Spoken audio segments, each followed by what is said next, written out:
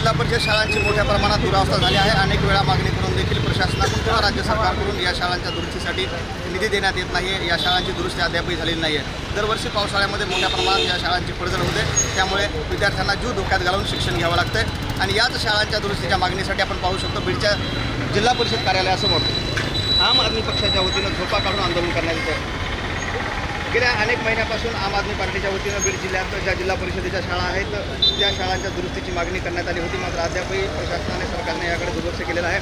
त्यामुळे आम आदमी पक्षाचे सर्व पदाधिकारी आपण पाहू शकता आणि यांनी जिल्हा परिषद कार्यालयाच्या समोरच आता झोपा काढून आंदोलन करायला सुरुवात केली आहे। आपल्यासोबत काही पदाधिकारी आहेत, आपण त्यांच्याशी बोलण्याचा सर, पाठीमागे देशामध्ये शिक्षणाची अवस्था ही खूप बिकट झालेली आहे। आमच्या दिल्लीचे उपमुख्यमंत्री माननीय मनीष सिसोदिया यांनी जे शिक्षणाची क्रांती केली आणि त्याच नंतर आता पाठीमागे गुजरातमध्ये आपलं राजस्थानमध्ये शाळेची भिंत पडून विद्यार्थी मृत्युमुखी पावले आणि आपल्या नागपूरमध्ये देखील मृत्युमुखी पावले। त्याच्या अनुषंगाने शिक्षणावरती देशामध्ये एकदम बजेट कमी होत आहे। 2.2% शिक्षणावर बजेट होतं आणि ते बजेट वाढलं पाहिजे यासाठी आणि शिक्षणावर काम झालं पाहिजे।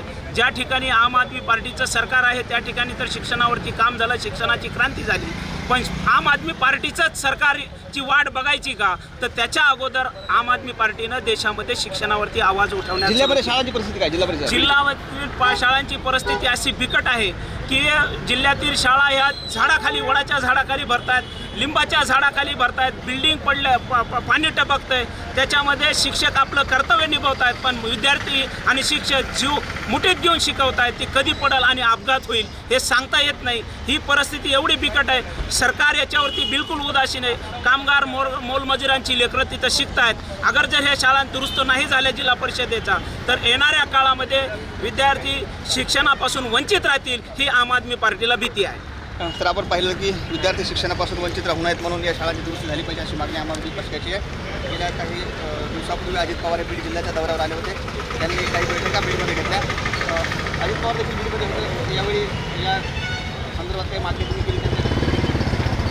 आमच्या आम आदमी पार्टीच्या वतीनं गेल्या 1 महिन्यापासून आम्ही सर्व शाळा तपासलेल्या आहेत। सर्व तालुक्या जिल्हा कमिटी आमच्या शाळाची अवस्था काय आहे आणि ती पाहणी करूनच आज आमच्या महाराष्ट्रामध्ये सर्व जिल्हा परिषदेच्या समोर, शिक्षण विभागाच्या समोर झोपा काढो आंदोलन आता मोठ्या ताकदीनिशी चालू आहे।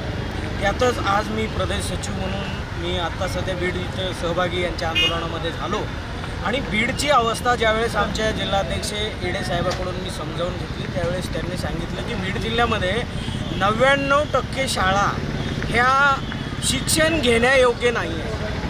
त्या शाळेमध्ये शौचालय नाही आहे, काही शाळांना रूम नाही आहेत, अक्षरशः झाडाखाली शाळा भरवल्या जातात आणि म्हणजे आम्हाला अशी लाज वाटते की या जिल्ह्याचे पालकमंत्री स्वतः अजितदादा पवार आहे आणि दादांनी चार्ज घेऊन सुद्धा जर शाळेमध्ये आता शिक्षक नसेल, खिचडी मिळत नसेल, शाळा झाडाखाली भरत असतील तर परिस्थिती कुणीकडे चालला आहे? हा महाराष्ट्र कोणता पुरोगामी महाराष्ट्र हे घडवत आहेत?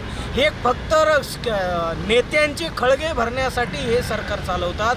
वास्तव मात्र गंभीर परिस्थिती आहे। लोकांच्या मुलांच्या शिक्षणाची सरकारला काहीही घेणं देणं नाही आहे आणि ही अवस्था सगळ्या सरकारला समाजापर्यंत जावी, सरकारला जागं करण्याचं काम आम आदमी पार्टीनं महाराष्ट्रात चालू केलं आणि बीड जिल्ह्यामध्ये आमच्या अशोक येडे साहेबांच्या मार्गदर्शनाखाली सरकारला जागं करण्याचं काम आम्ही केलेलं आहे। पण याची नेते मंडळींना आणि या सरकारला अजिबात लाज वाटत नाही, कारण आम्ही 25% आम्ही शिक्षणावर खर्च, आम आदमी पार्टी सरकार 24% खर्च करत होतं, हे लोक 2%, 2.5% सुद्धा करत नाही आहेत आणि त्यामुळं याचं कारण आहे या नेत्यांच्या स्वतःच्या शाळा वाढवण्यासाठी यांना सरकारी शाळा बंद करायच्या आहेत, हे यांचं मेन धोरण आहे आणि त्यामुळंच यांनी हा धंदा चालवला आहे। तर निश्चितच आपण पाहिलं की आम आदमी पक्षाच्या वतीनं सरकारवर गंभीर आरोप करण्यात आले आहेत। नेत्यांच्या शाळा चालवण्यासाठी जिल्ह्यातील ज्या जिल्हा परिषदेच्या शाळा आहेत त्या बंद करण्याचा घाट घातला जातो आहे।